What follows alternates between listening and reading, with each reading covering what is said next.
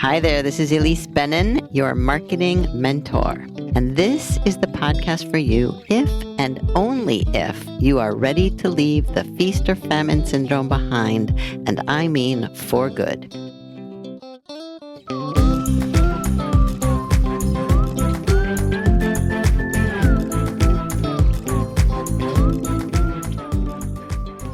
I just love reconnecting with clients from my past and seeing how far they've come. It's really one of the best things about being a coach.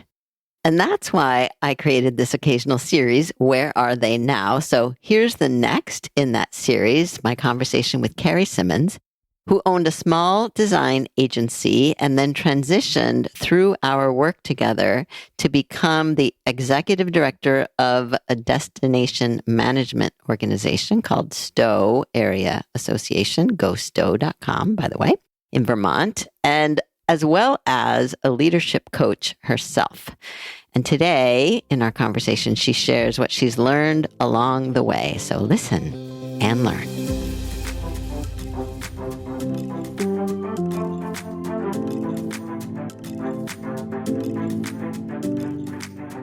Hello, Carrie. Welcome to the podcast.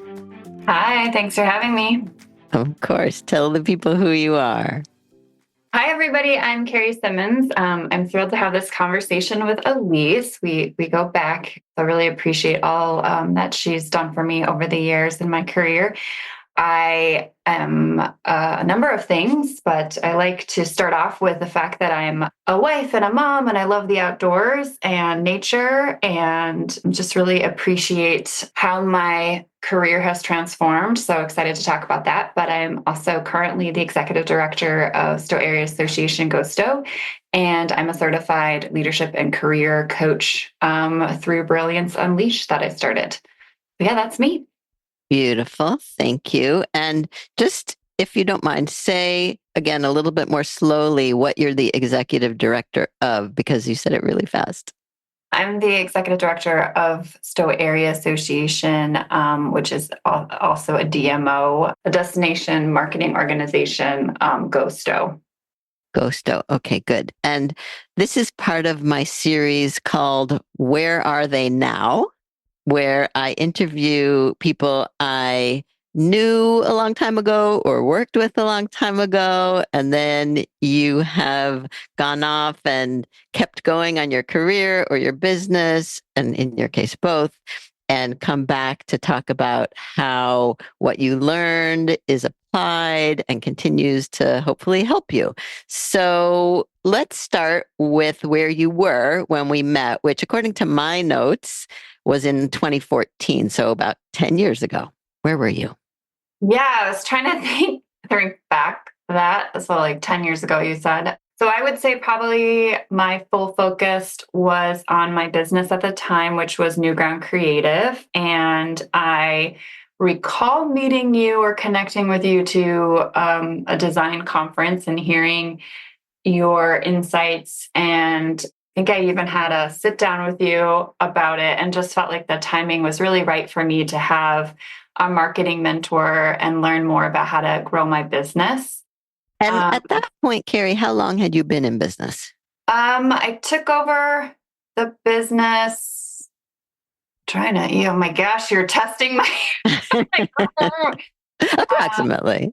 Yeah, I've had the business a total of 8 years. So I can't recall exactly, but probably pretty much like right in that in between where you've had a year or so, and then you're looking for like, okay, how do I support myself in this brand new adventure? And just give us a little idea of what the business was and how many people you had, and just some kind of context like that. Yeah. And then thinking about it, actually, I was probably right in the middle, because I also had my daughter in 2015. And then 4 years, she was 4 years old when I transitioned to something else. So kind of right in the middle. But yeah, so New Ground Creative was a design, marketing, and branding small agency. I had 5 team members that worked with me. I had a unique situation that I worked for a really great company before that I actually purchased and then rebranded their organization and then made it my own.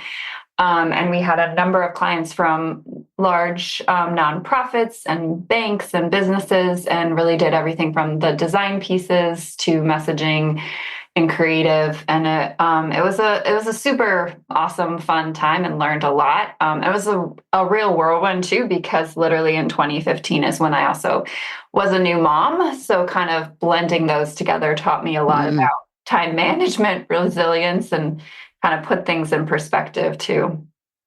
And again, I'm going to kind of tax your memory, but do you remember anything about what you were struggling with and what kind of help and support you needed at that time?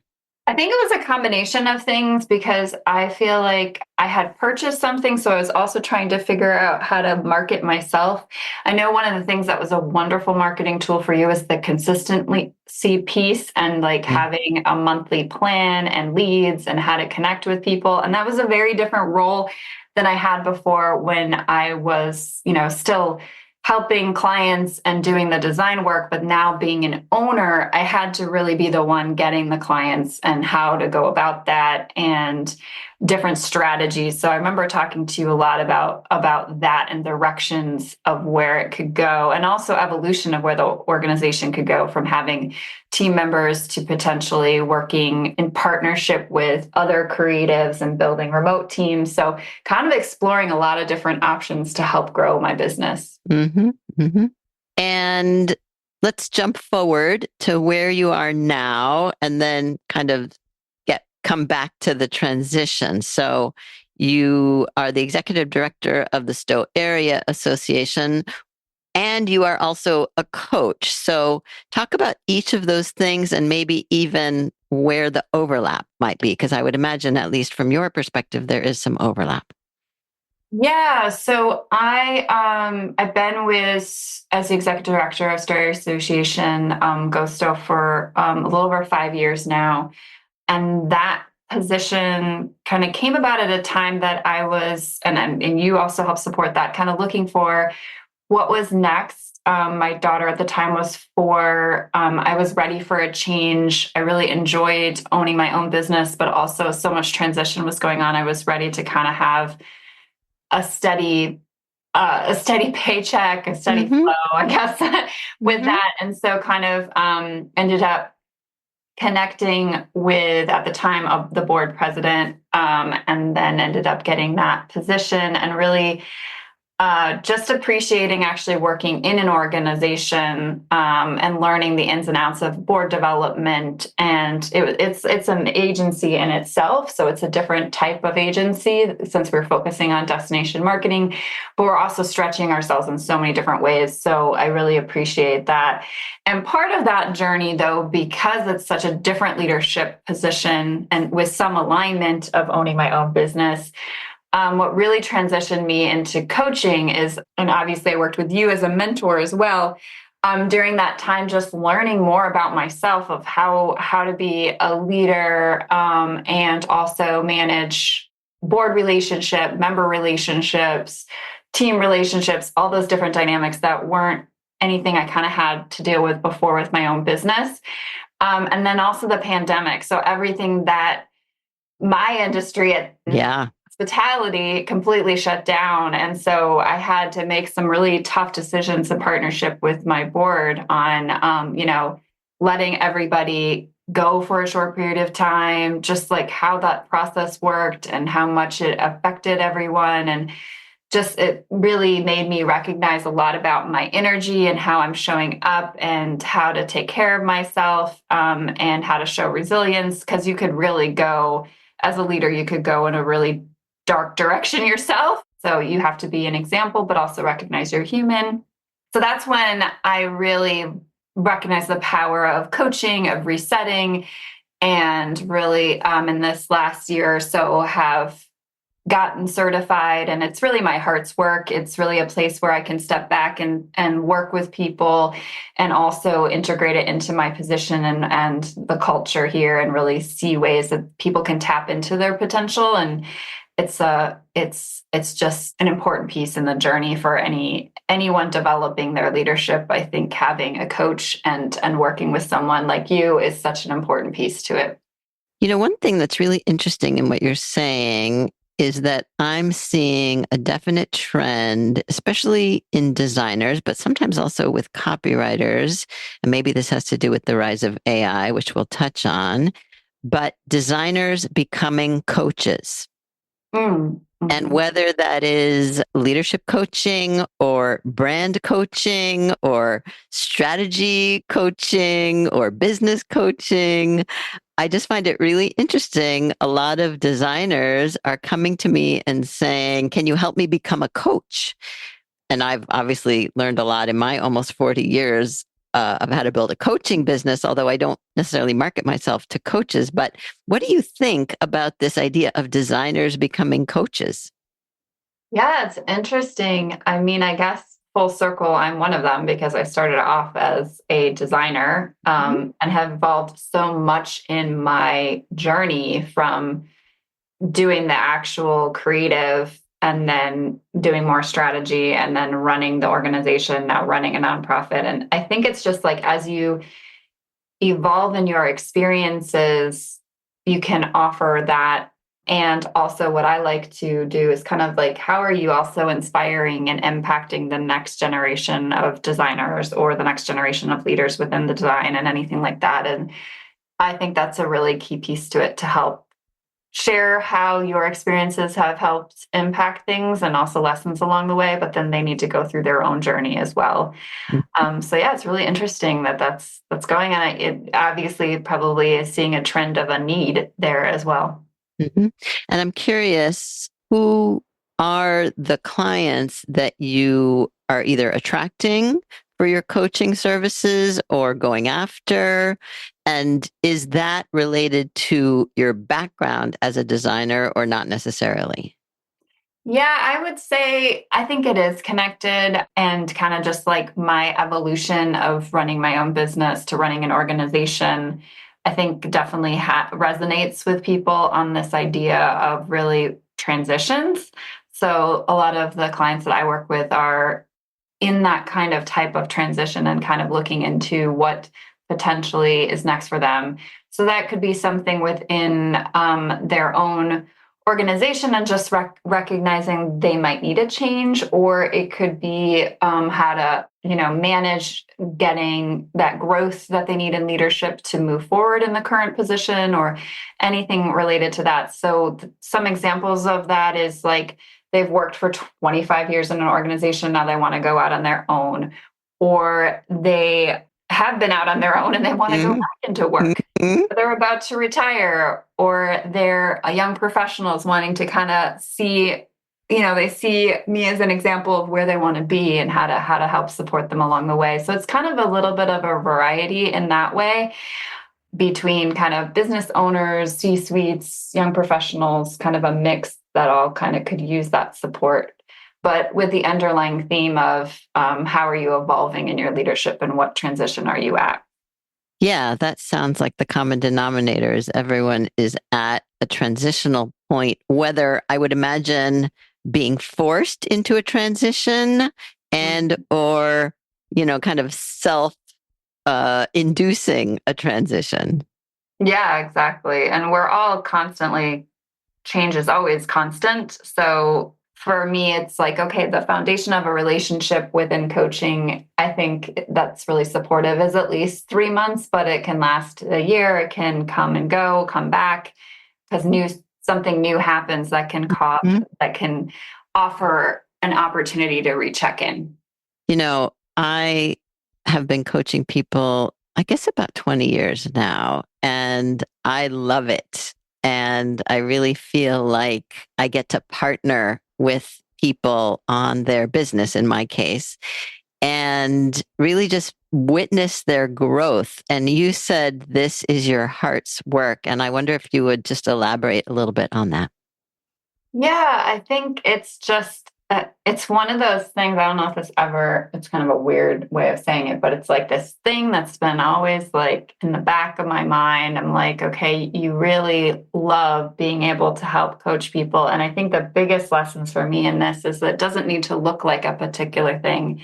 I think a lot of times we look at stuff and we're so focused on the outcome that the journey is just as important. And if anything, has the most lessons. So that's part of this process of coaching for me is like how to help empower that within everyone's journey and their leadership, and to be able to witness the evolution of people as they really tap into ways to help on their journeys. And I think that's another key piece of my passion within is recognizing energy has really a lot to do with it. And that's a new lesson that I've learned over the years is what we bring to it, and how we can really tap into higher levels of energy really helps affects how we perform, how we are in our lives, not just our work lives. So yeah, it's just something I just really appreciate being able to work with coaches myself and also offer that back. Say more about what you mean when you say tapping into a higher energy. I'm not sure what that refers to. Yeah, so I think some of the lessons I've had over the years is that a simple way of saying it is like energy connects like energy. So if you are feeling like, for example, if you're having a challenging situation with a boss and they are really coming in, there's a lot of toxic relationships that can potentially happen. And how are you showing up and being really curious and understanding where they're coming from, but also recognizing how you're feeling after these conversations, and what can you control and how can you engage your energy in a different way. So some of the coaching that I really focus on is really understanding your energy levels and how you can really connect to higher levels that will help you see things as more opportunities rather than potentially, for example, feeling defeated or anything like that. So there's a lot more into that I could go off Hmm. on, but it's kind of really connecting people with more self-awareness of how they show up to situations and how to support them in being more conscious of that moving forward. And I guess just projecting my own take on that into what you're saying, I wonder if you're talking about making conscious decisions about your energy. Yes, and that you have the power to really decide how you want to show up, but oftentimes you may not realize that. And Hmm. so Hmm. coaching helps you connect to that more. Interesting.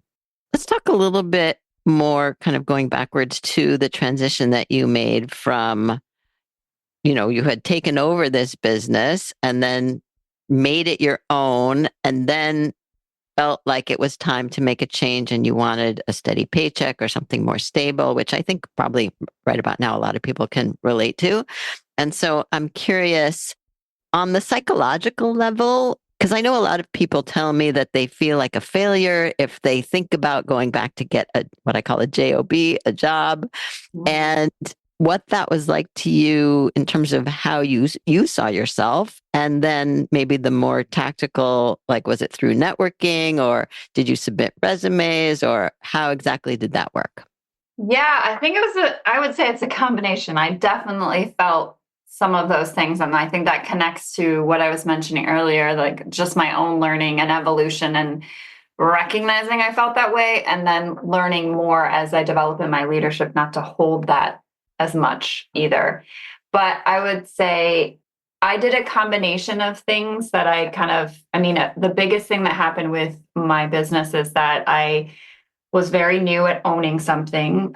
We were successful for a while, and I look back and I think of how appreciating my team and my clients and all the lessons that I had.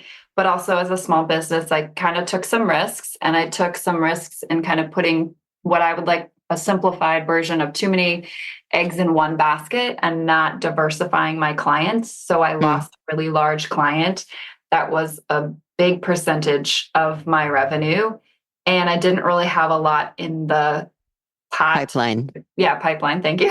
Better way of saying it. I'm going with a witch's brew here, but um, to make it so it kind of I had to make some really tough decisions. And I thought I started off saying, well, maybe I'll like try to just go out on my own and work with remote teams. And I tried that for a while, and I did have some clients, but it just, I also had to think about my family and and what I needed. So it felt like it was time. And I think the biggest part of this was I got in a positive way. I didn't expect this. I actually did a lot of networking. People were really looking out for me. It felt really great. And I had some different directions to go. And it was interesting, though, that I did choose a direction that I felt like I could continue to make the most impact and also learn more. And there were some easier paths that I probably would have made money and be able to still make an impact in its own way. But I felt like I did choose to want to still stretch myself. And that was an underlying thing of like, what are my values when I'm looking for this next position? And that took a little evolution to get there, but that helped me recognize that I wasn't ready to just settle, even though I had my baby. My baby was my business at the time. In addition to my daughter was the other baby. And so to let that go was really hard. And messy, and and this was my passion at the time. But then I felt like once I was able to reset that and learn to recognize the things that I really value, and that actually it's going to stretch me in this way. And now I look and I'm like, oh my gosh, I mean, my network has grown immensely. I'm now doing this, I'm speaking at this, I'm doing this. So it's just like letting yourself have those moments, but then you can open more doors in many different directions.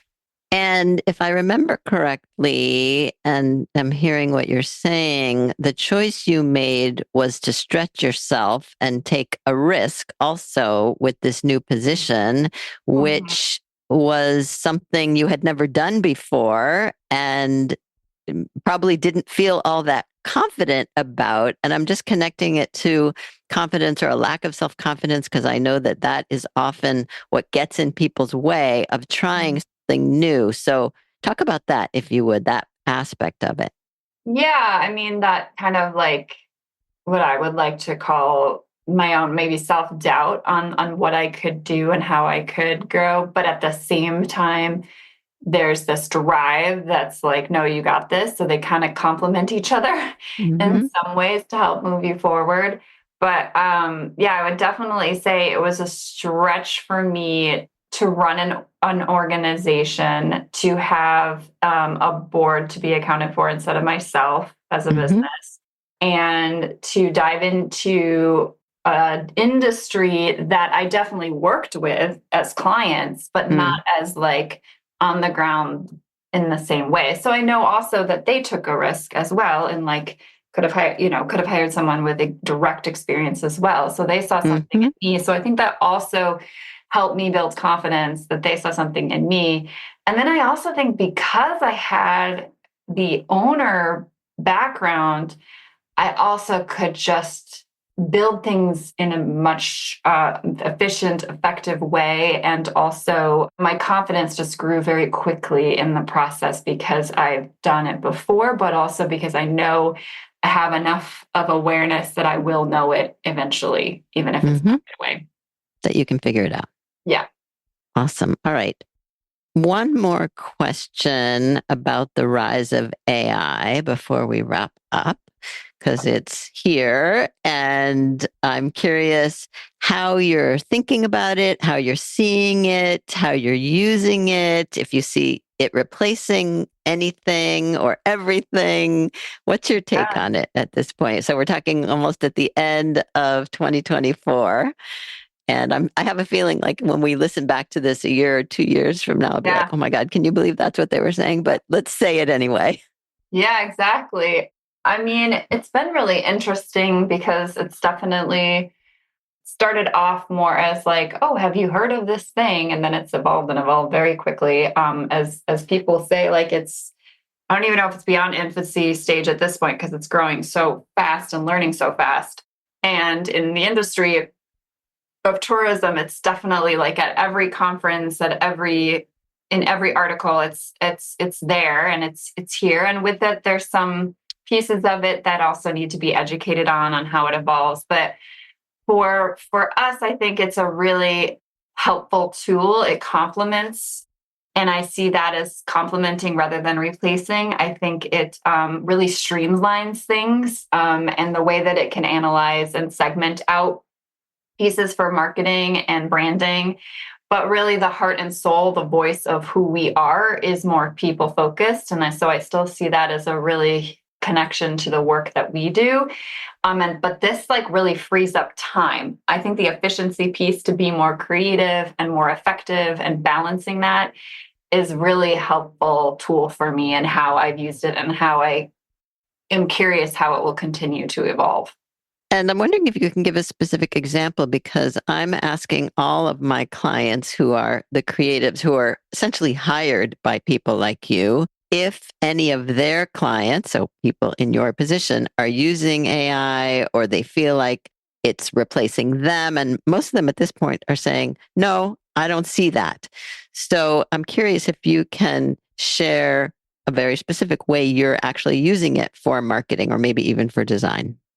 Yeah, I mean, I think for us, it's helping streamline things in data and analysis, and reporting. There's a lot of that in marketing. So I think in that way it does. It also can help generate ideas. I mean, we are an internal marketing agency. So just Mm. sometimes having that as a resource. We also partner with creatives, and we have a number of creatives that we work with and agencies that we work with. And then we're hiring them for the specialty that we're looking for. And so, we're actually going to be launching a new brand in April 2025, and worked with a whole agency to develop that, and will continue. So I think it's a balance of using it more internally for efficiencies and reporting and effectiveness, and then also like seeing where it can help us more as an organization, more on the admin side, I see. And then creatively, we're still using agencies for the work. I don't know where that will continue to change, like you said, as we Mhm. might look back at this and see that, but that's kind of how we're balancing it out right now. And do you care if the agencies you work with are using AI for the work they do for you? No, and I'm assuming they do. Hmm. All right. Well, I think we need to wrap up. I always like to ask if there's a baby step in the direction of anything we talked about. So if something comes to mind, what would you suggest people do? Maybe it's toward the coaching idea, maybe it's toward a transitioning idea or getting a job. What baby step would you recommend? Well, I think I'll just share kind of a practice that I do related to the energy, because I know it's a little bit hard to like, what exactly is she talking about by energy? But I think how I picture it is like really monitoring how your energy is affecting your day and whether it's energizing or draining you. So even just taking 5 minutes at the end of the day to reflect on what went well and if there's any quick energy shift you could make. And then if you're ever feeling stuck, just to take a breath and pause and go for a walk. I think those practices have really helped me internally in my leadership to shift my approach. So Yeah. I'd share. Yeah, definitely. I took a walk yesterday. I had this after this after this after this. I was like, I need a walk. Yes. And during the walk, I always feel like, all right, then it starts to come to me. All right, here's what needs to happen next. Yeah. Yeah, exactly that Right? fresh place perspective rather than Mhm. what you're wherever you currently are. Exactly. All right, this has been awesome, Carrie. And I'm just thrilled with how far you've gone and what you've accomplished. And I really loved being part of your process. So thank you for sharing that and sharing what you've learned since then. And tell the people where they can find you online. Yeah, thank you so much for having me today. So if you want to ever come and visit Stowe, go to gostowe.com. We're a four-season destination resort and lots of fun things to do. And you can say hello to me at the visitor center downtown. And then if you'd like to connect with me personally, my website for Brilliance Unleashed is just brillianceunleashedco.com, or I'm on LinkedIn, Carrie Simmons. So check me out. Beautiful. Thank you so much, Carrie. Thank you. What a lovely and timely conversation. I really enjoyed it. I hope you did too. Carrie's baby step goes back to our exchange about monitoring your energy and taking conscious control of it whenever possible. I do love her idea to take 5 minutes at the end of the day to simply reflect on how it went, what went well, what didn't, and really just process what happened. I do that sometimes with a glass of rosé. And it's super helpful and just sets me up for a new day tomorrow. Because don't remember, every day is a new day. Don't forget. Anyway, if you want my help finding actual clients, especially using AI, which I'm doing a lot lately, just infusing AI into all the marketing that I teach, check out my new one-on-one AI client finding coaching calls, or you can just sign up for my quick tips at marketing-mentor.com. Once you're on the site, you'll find lots more resources, including my simplest marketing plan and program. So enjoy, and I'll see you next time.